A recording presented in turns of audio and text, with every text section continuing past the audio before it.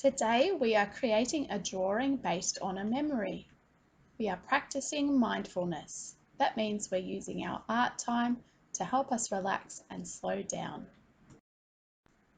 The first way that you can make a drawing based on a memory is to close your eyes while you draw.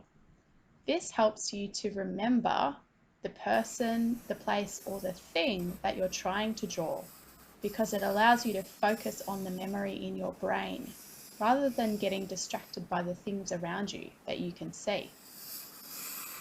Here I am drawing a memory of my grandma. I haven't seen my grandma for a long time because of the lockdown. And so I was remembering what she looks like. So I closed my eyes while I was drawing and I started drawing with texture.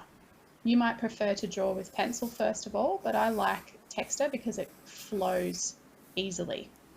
And once I'd finished drawing her face, I opened my eyes and I had a look at what I'd done. And then I decided my drawing wasn't finished yet, so I closed my eyes again and I added a collar and a jumper. And when I opened my eyes, I was actually quite impressed with what I'd done. It looks quite like my grandma. So then I found some oil pastels. If you don't have any oil pastels at your house, that's okay. But you can find some textures or pencils or crayons or maybe even some paint. And if you've got some at home, add some colour. The second way that you can make a drawing based on a memory is to draw how your memory makes you feel in your heart rather than exactly what the memory looks like.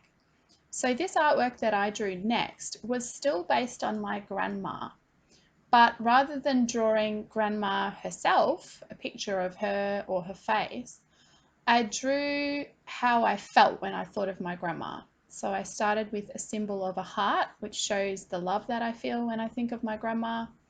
Next, I drew a cup with a cup of tea inside it because my grandma loves to drink lots of cups of tea. And I was trying to think of maybe some objects that I related to my grandma or some symbols, some quick and easy drawings that I could do that made me think of grandma.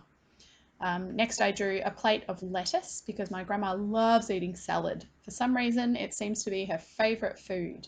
So I did a plate with lettuce and a fork and a knife. And while I was drawing, I was also thinking about the colours that I was going to use. My grandma's favourite colours are usually pink and red. She wears them a lot. And the feeling of love is often shown using pink and red and warm colours.